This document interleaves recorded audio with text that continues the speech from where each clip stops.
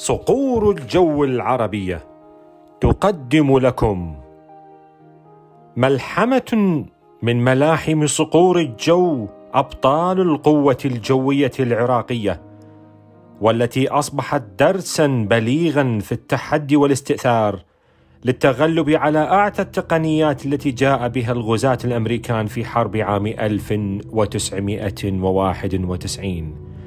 هذه المعركة تسمى بكمين سامراء الجوي أو معركة سامراء أو سامراء باتل. بسم الله الرحمن الرحيم. أنا الكابتن محمد جاسم محمد ياسين السامرائي، الرقم 2 بتشكيل حسن، الذي قام بتنفيذ عملية سامراء بتاريخ 30 كانون الثاني 91. قبل أن يتم سرد تفاصيل الاشتباك، أود أن أشير إلى أن هذا الواجب له ميزة عن باقي المهام التي نفذتها طائراتنا في هذه الحرب، حيث إنه كان بعد أسبوعين من بدء الحرب العدوانية على العراق، وكانت الطائرات الأمريكية تجوب الأجواء حول القواعد الجوية. تم التصدي لطائرة الF-15، وهي طائرة مخصصة للتصدي والاعتراض، ولم يسبق لها أن خسرت أي مواجهة مع أي طائرة أخرى على مدى تاريخها. نقطة إضافية: كانت نسبة كبيرة من راداراتنا مصابة أو تحت التهديد المباشر لطائرات العدو ووسائل الإخماد الإلكترونية، إضافة إلى الأضرار التي لحقت بالقواعد الجوية ومدارجها، مما أثر على أسلوب الإقلاع. لهذا أود أن أتقدم بالشكر لكل من ساهم في إنجاح هذا الواجب من مخططين وفنيين، ضباطا ومراتب، وأخص بالذكر قائد التشكيل الكابتن البطل محمود عواد البدراني، الذي قام بإعطاء التوجيهات في مراحل حرجة من الواجب، ولكل منتسبي أسراب الميج 25 في السربين 96 و97، وكافة أفراد القوة الجوية العراقية البطلة. كما أتوجه بالشكر الخاص إلى قناة صقور الجو العربية لإتاحتهم الفرصة لنشر هذا الواجب، الذي تم إدراجه كدرس في معاهد الدفاع الجوي في عدد من دول العالم. ومن الله التوفيق. أخوكم العقيد الطيار المتقاعد محمد جاسم السامرائي. تبدأ الأحداث منذ فترة إرسال الطائرات العراقية إلى إيران. كانت الطائرات الأمريكية F-15 تقاطع الطائرات العراقية المتوجهة إلى إيران وتسقطها في وقت لم تكن الطائرات العراقية مسلحة كي تتمكن من الدفاع عن نفسها. وبالإضافة إلى ذلك، كانت أنواع الطائرات المرسلة بالأساس طائرات هجوم أرضي وطائرات نقل، وليست طائرات اعتراضية. ومن هذه الطائرات سو 25، سو 20، سو 24، ميج 23 BN، IL 76، وأخيرا الميراج F1.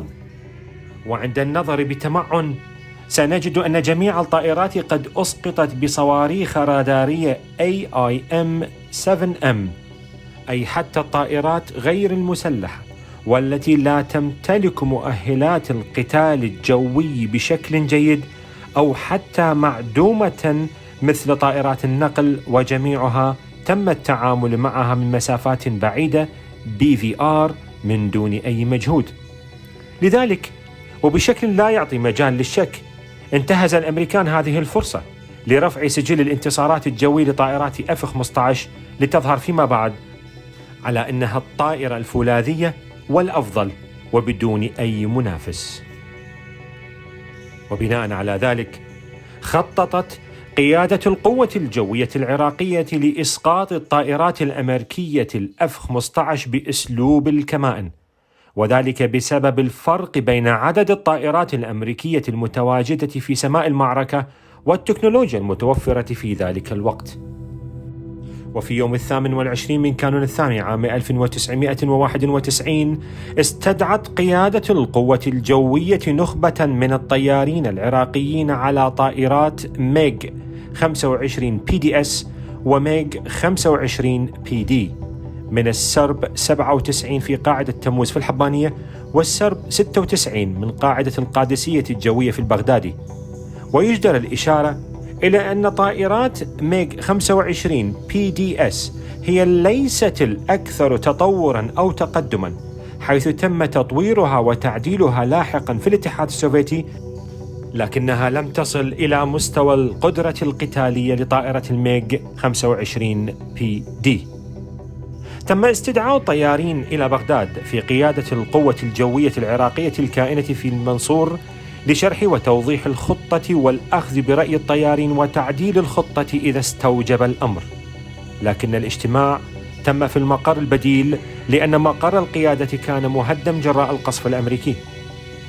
كان هنالك عدد من طياري الميغ 21 والميغ 23 قد تم استدعائهم أيضا قبل ذلك، وقد أبلغ جميع الطيارين والمنتسبين بإخفاء الخرائط والرتب، لأن بدلات الطيارين يمكن تمييزها بسهولة احترازا من أي ضربة ممكن أن توجهها القوات الأمريكية للمقر، كما فعلت من قبل. فقد قصف ملجأ قاعدة فرناز في الموصل وملجأ قاعدة علي في الناصرية، واستشهد عدد من الطيارين والمنتسبين ممن كانوا متواجدين فيه.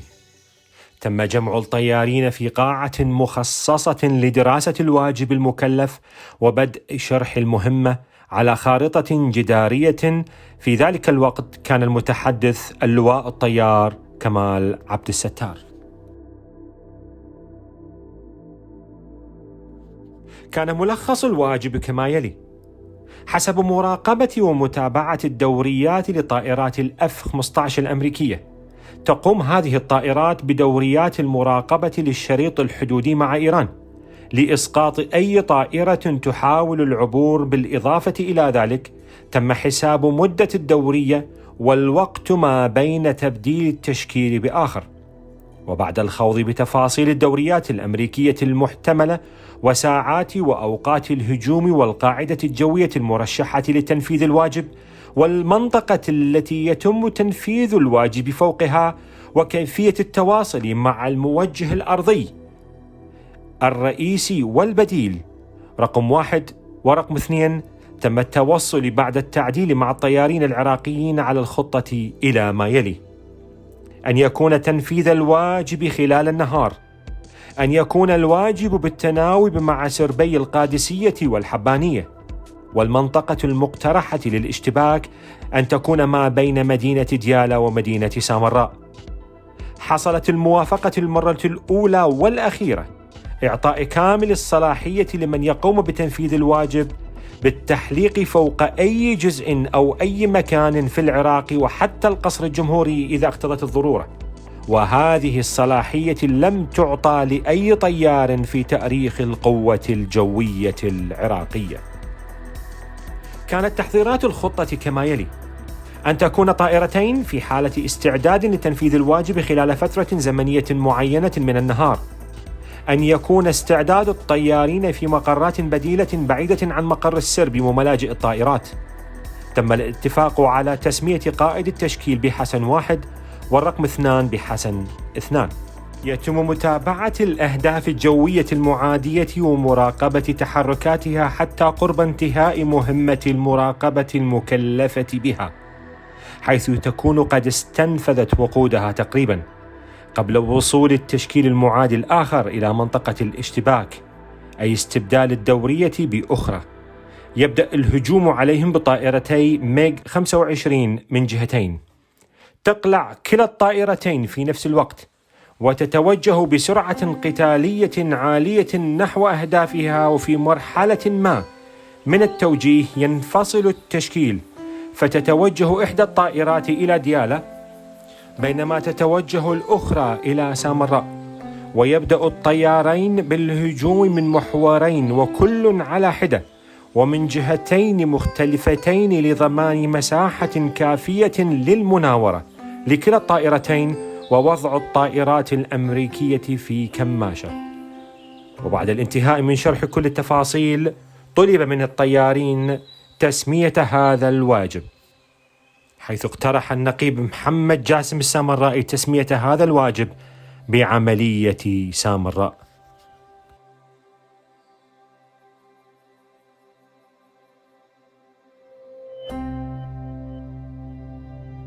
وفي يوم 29 من كانون الثاني عام 1991 وبعد الساعة 12 ظهرا، كان النقيب الطيار محمود عواد من السرب 97 للقوة الجوية العراقية والنقيب الطيار محمد جاسم السامرائي في حالة استعداد لتنفيذ الواجب داخل المقر البديل. فالنقيب محمد جاسم السامرائي كان من سرب القادسية 96، لكنه كان يعمل في سرب الحبانية كتعزيز موقف. رن جرس الحركات وطلب من النقيب محمود عواد والنقيب محمد السامرائي التوجه فورا للطائرات، وعلى الفور باشر كلا الطيارين بتنفيذ الأمر. بعد أن أقلتهم مركبة إلى ملاجئ الطائرات لبعد المسافة، أخذ كلا الطيارين تفحص طائراتهم والجلوس في مقصورة القيادة انتظارا لتلقي الأوامر واستعدادا للانطلاق. مرت لحظات الجلوس في قمرة القيادة انتظارا لأوامر الإقلاع، وما من شيء جديد سوى الصمت المطبق وسماع صوت الأنفاس. وتمر اللحظات ببطء شديد، ليس هنالك سوى الانتظار والترقب. مرت ساعتين والطيارين يجلسان في مقصورات القيادة في حالة تأهب واستعداد لتنفيذ الواجب، في حين كانت الرادارات العراقية تتابع تحركات الطائرات الأمريكية ومسارها. وبعد انتظار طويل مصحوب بجهد نفسي كبير، نادى المسيطر الأرضي لكلا الطيارين بالتوجه فورا إلى المقرات البديلة، حيث تم إلغاء الواجب بأمر من القيادة. لقد تم إلغاء الواجب لأسباب ممكن أن تؤدي إلى فشله. عاد كلا الطيارين إلى المقر البديل بعد أن تهيأوا بشكل كامل لتنفيذ هذه المهمة. مضى يوم 29 من كانون الثاني عام 1991 ولم يكن هنالك شيء مميز سوى الاستعداد للواجب بأقصى طاقة نفسية ومعنوية لتشرق الشمس على يوم جديد من حرب الخليج الثانية. اليوم الذي لا يعرف فيه كلا الطرفين المتحاربين ماذا يخفي وراءه. في اليوم التالي 30 من كانون الثاني عام 1991 وفي 1:01 بعد الظهر رن جرس الحركات، وكان الرائد الطيار علي جاسم، فطلب من النقيب الطيار محمد السامرائي، حيث كان هو من أجاب الهاتف، والنقيب الطيار محمود عواد بالتوجه إلى الهضبة على الفور، أي القسم الآخر من قاعدة الحبانية. ومن المفترض في هذا اليوم أن يكلف سرب القادسية لتأدية هذا الواجب، لكن تم اختيار النقيب الطيار محمود عواد والنقيب الطيار محمد جاسم السامرائي على التوالي لأنهما يمثلان تشكيل مثالي في السماء. كان آمر السرب العقيد الطيار الركن إبراهيم حسين جميل في انتظارهم، وبعد الانتهاء من الاستعدادات المطلوبة رن جرس الحركات، وكان النداء بكوكبيت، أي التوجه فورا والصعود إلى مقصورة الطائرات. وفي هذا الوقت تم نقلهم والتوجه بهم إلى ملاجئ الطائرات. وفي هذه اللحظات تبادر أمر مهم لدى النقيب الطيار محمد السامرائي.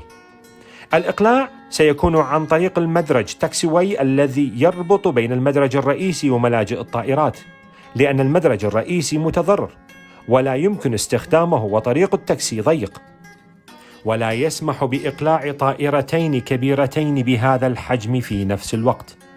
كان النقيب الطيار محمد السامرائي على علم بهذا الأمر منذ شرح الواجب والتخطيط له، لكن تبادر في ذهنه إذا ما كانت هنالك طائرات معادية قريبة لم يتم كشفها وأقلع النقيب الطيار محمد عواد قبله وكشف أمره، سيكون هو في وضع حرج جدا وهدف سهل للطائرات المعادية.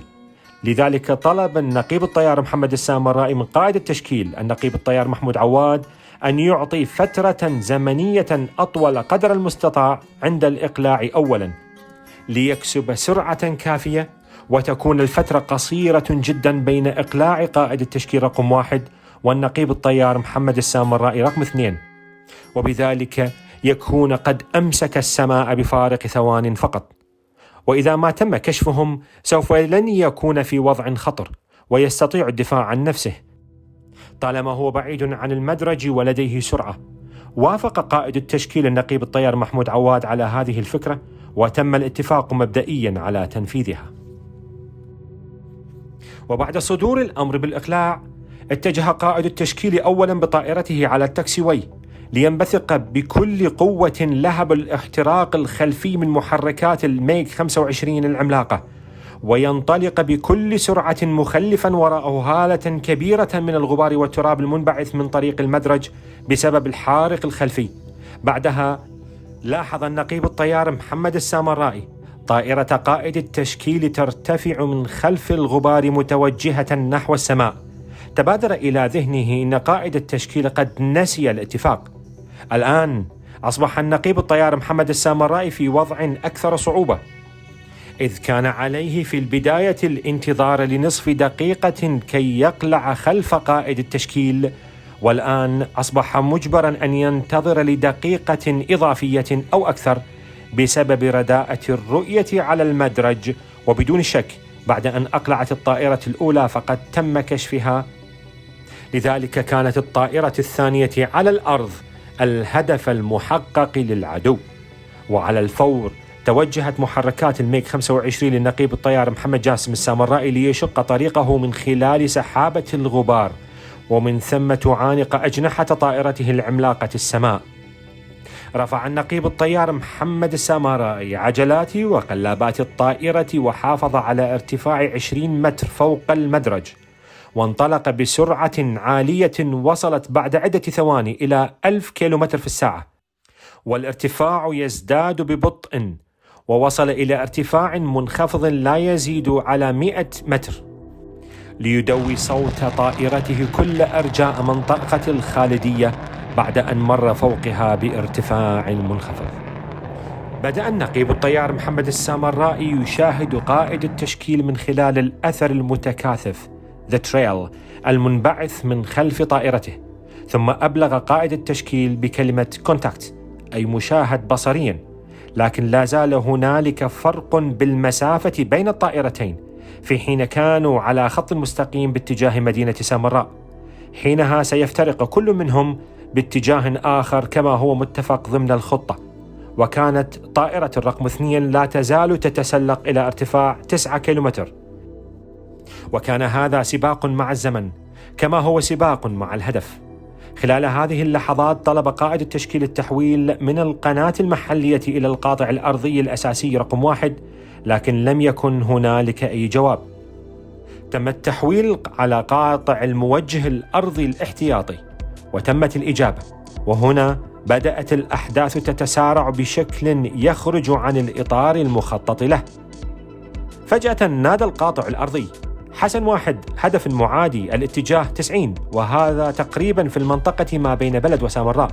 واستجابة لهذا النداء طلب قائد التشكيل حسن 1 بالتسلق إلى ارتفاع 12 كيلومتر، فسمحوا له، فباشر بالتسلق لارتفاع 12 كيلومتر، لكنهم لم يسمحوا للنقيب الطيار محمد السامرائي حسن 2. طلب قائد التشكيل إلقاء خزان الوقود الاحتياطي فسمحوا له، في حين لم يسمحوا للنقيب الطيار محمد السامرائي حسن 2 بإلقاء خزان الوقود. كانت قيادة القوة الجوية العراقية تنظر للأحداث المتسارعة بشكل مغاير عما هو في السماء، لذلك الأحداث القادمة ستظهر مستوى الأداء العالي باتخاذ القرار الصائب من قبل الموجه الأرضي والمهارة العالية للطيار العراقي من خلال الأحداث المتسارعة والمفاجآت التي لم تكن في حسبان الطيارين والمسيطر الأرضي. كان الموجه الأرضي يتعامل بشكل مباشر مع قائد التشكيل حسن 1 لأنه الأقرب إلى الهدف. طلبوا من قائد التشكيل فتح الرادار، وفي نفس الوقت كانت الطائرات الأمريكية F-15C متوجهة نحوهم، وبناء على ذلك بدأت المسافة تتقلص بسرعة، فكلاهما يتجه نحو الآخر بسرعة. كان القاطع الأرضي يعطي المسافة باستمرار لقائد التشكيل، في حين كان قائد التشكيل يجيب فقط بكلمة روجر، محاولا الإمساك بالطائرات الأمريكية على الرادار قبل أن تفعل هي أولا. كانت رادارات الميج 25 PD العراقية مطورة، فقد جهز السوفيت العراقيين برادارات متقدمة ومعدلة لهم في نهاية الثمانينيات مثل N005. كانت مسافة الكشف تصل إلى 120 كيلومتر، والقفل لوك أون إلى 83 كيلومتر. لكن ثمة أمر غريب كان يحصل: سرعة الأهداف المعادية والمسافة المحسوبة بدأت تختلف عند قائد التشكيل والموجه الأرضي. فعندما أصبحت الأهداف على مسافة 70 كيلومتر لدى الموجه الأرضي كانت أبعد من ذلك لدى قائد التشكيل. أصبحت المسافة الآن 35 كيلومتر عن الطائرات الأمريكية، لكن الأف 15 لم تطلق صواريخها باتجاه الميغ 25 بعد. تم احتساب مسافة الهدف من الموجه الأرضي وأعطي الأمر بإطلاق الصواريخ. أطبق قائد التشكيل على الهدف الظاهري على شاشة الرادار وأطلق صاروخ راداري R40RD باتجاه الهدف الظاهر. انطلق الصاروخ مخلفا وراءه سحابة بيضاء على امتداد الأفق. ما هي إلا لحظات حتى حصل انفجار في السماء. أعطي قائد التشكيل الأمر بترك الهدف والرجوع باتجاه القاعدة، ولكن ليس هنالك أي جسم يحترق في السماء. ليست هنالك سوى بقايا من الدخان الذي خلفه الصاروخ. ليست هنالك أي طائرة على الإقلاع. فكل ما كان يحصل هو حرب إلكترونية بين القاطع الأرضي والطائرات الأمريكية، لكن الموجه الأرضي كان أذكى من تكتيك الطائرات الأمريكية، فقد أجبر الطائرات الأمريكية على أن تستنفذ قدرتها بالمخادعة.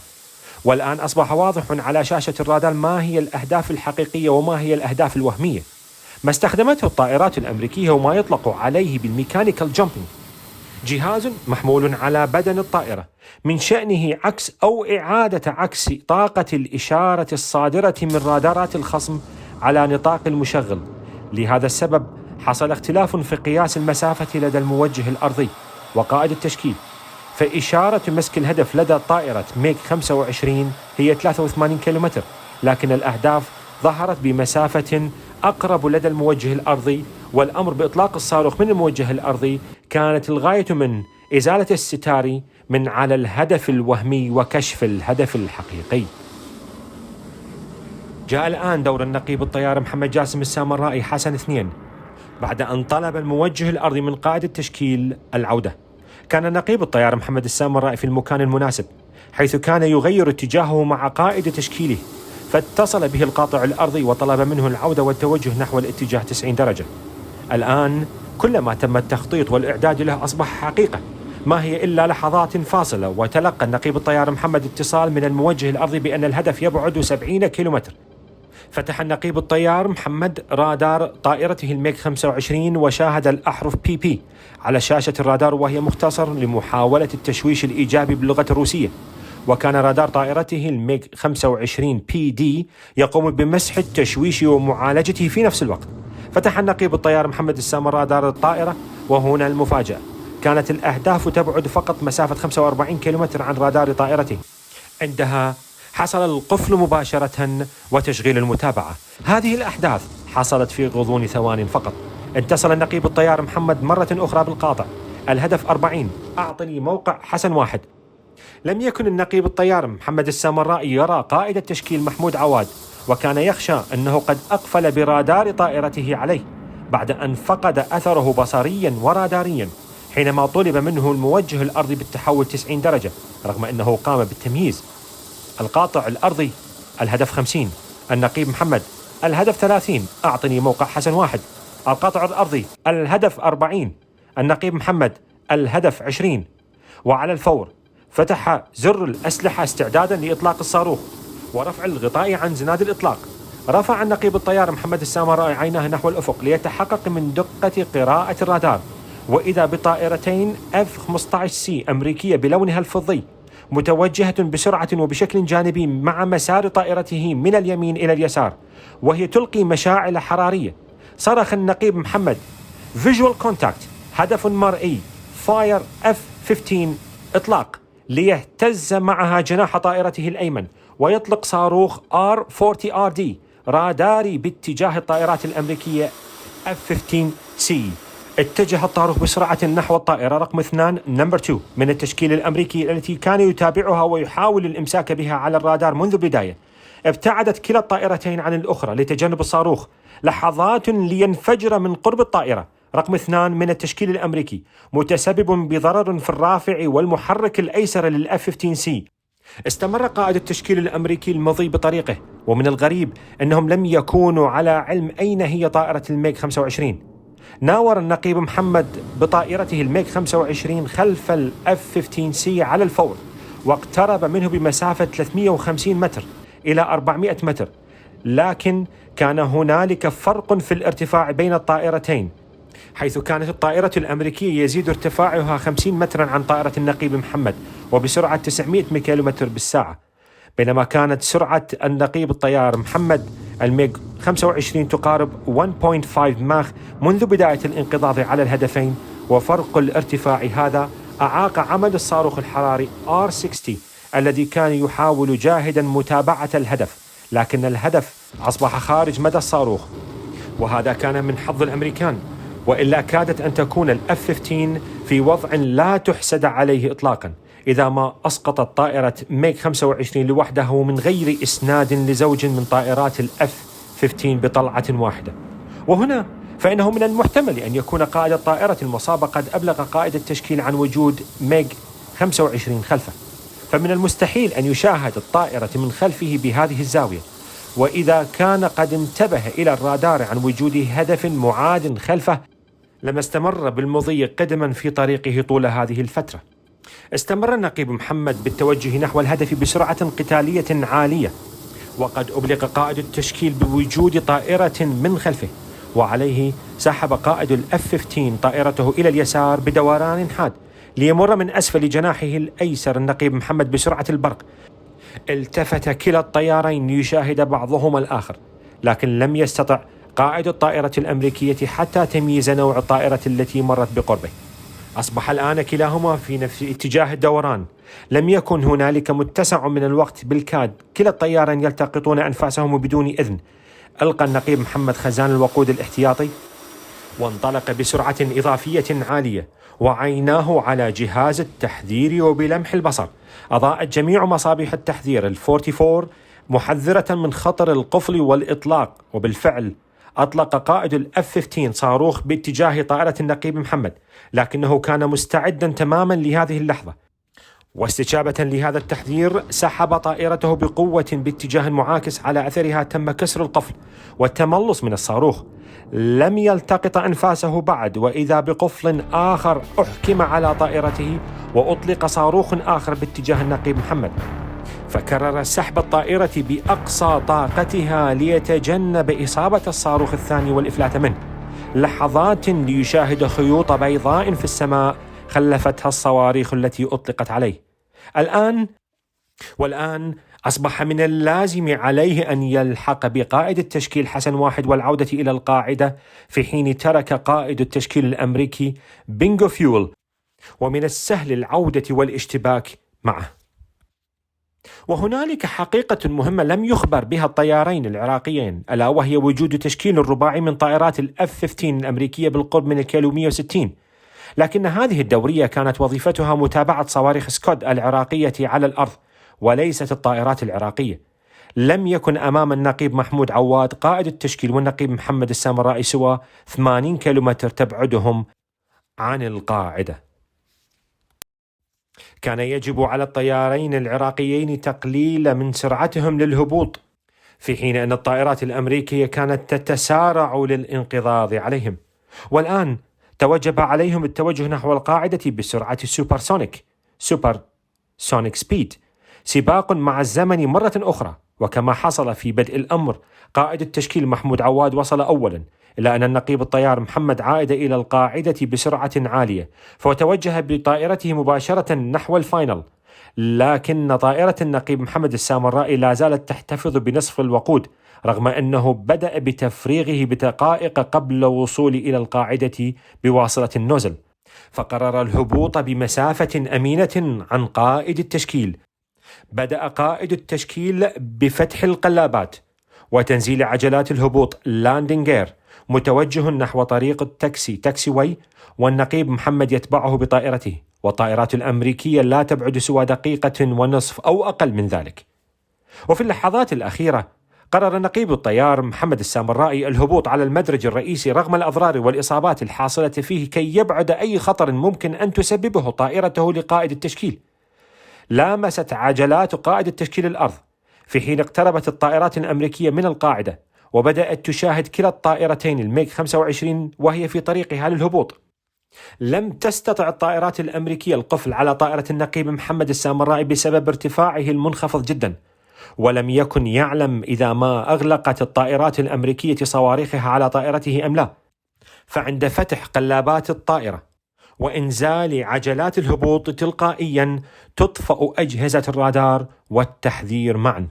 لذلك قرر قائد الطائرة الأمريكي أن يطلق 3 صواريخ AGM-65D باتجاه طريق التاكسي بدون شك تصيب الطائرة الأخرى التي يقودها النقيب محمد السامرائي. مرت الصواريخ فقط عدة أمتار من فوق طائرة النقيب محمد لتصيب طريق المدرج وتنفجر بالقرب من طائرة النقيب محمد التي كانت قد تخطت الانفجار بسبب السرعة التي مر بها لحظة ملامسة المدرج الرئيسي والمحاولات الحثيثة منه لتجنب المناطق المتضررة التي غطت وتخطيها بسرعة عالية مع ملامسة بسيطة جدا لأرضية المدرج دون إلقاء حلم الطائرة برمته على الأرضية المتضررة. كانت محاولات شبه مستحيلة نجح الطيار العراقي بتجاوزها بنجاح، إذا علمنا أن المدرج الرئيسي متضرر في بدايته ومنتصفه ونهايته، وأن وزن الطائرة في تلك الأثناء كان يتجاوز 35 طن. نجح النقيب محمد السامرائي بالهبوط بسلام بطائرته الميغ 25 رغم كل التحديات والمخاطر التي واجهها خلال مهمته بالاشتراك مع قائد التشكيل محمود عواد، وما زال يتوجب عليهم أن يتوجهوا بطائراتهم إلى الملجأ كي تكون في مأمن من نيران الطائرات الأمريكية والتي لا زالت تحلق فوق القاعدة، وقد استفادت من تقييد أسلحة الدفاع الجوي التي تم تقييدها لتأمين نزول التشكيل العراقي لفترة زمنية. كانت مهمة قتالية خاطفة، سباق مع الزمن كما هو سباق مع التكنولوجيا. كانت معركة جوية تخطت حاجز الصوت بسرعة قتالية تفوق 1.5 ماخ. لم تسجل أي معركة جوية بهذه السرعة، كانت ولا زالت الفريدة من نوعها وأدائها. اتجهت الطائرات الأمريكية F-15C المصابة وقائد التشكيل الأمريكي باتجاه الأجواء السعودية دون أي أمل بنجاة الطائرة. لم يعد هنالك أي جدوى من إعادة إرضاعها جوا، فالمحرك الأيسر يحترق، وأي محاولة لإرضاع جوي ممكن أن تتسبب بانفجار الطائرة. انسحبت الطائرات الأمريكية F-15C الأربعة التي كانت مكلفة بمراقبة صواريخ سكود العراقية في المنطقة الغربية باتجاه الأجواء السعودية أيضا. ليس هنالك من سبب يجبرها على الانسحاب سوى توفيرها غطاء جوي للطيار الأمريكي الذي بدوره سيحاول القذف من طائرته داخل الأراضي السعودية. أما قائد التشكيل الأمريكي فكان غير قادر على الاستمرار لتوفير الحماية بسبب نفاذ الوقود، ويتوجب عليه أيضا إعادة الإرضاع جوا، فكلاهما في وضع حرج جدا. الأول قد أصيبت طائرته، والثاني قائد التشكيل استنفذ كل وقوده في المعركة التي لم تكن في الحسبان في وقت كان تشكيلهم على وشك إنهاء الدورية. وجهة الشمس وجهتي، ومدى الشمس ملعبي، وأنا الموت لعبتي، وجناحاه مركبي، وتدوخ النسور إن حدقت شطر كوكبي، وتطير النجوم إن طرت في بعض مركبي. مع تحيات صقور الجو العالمي.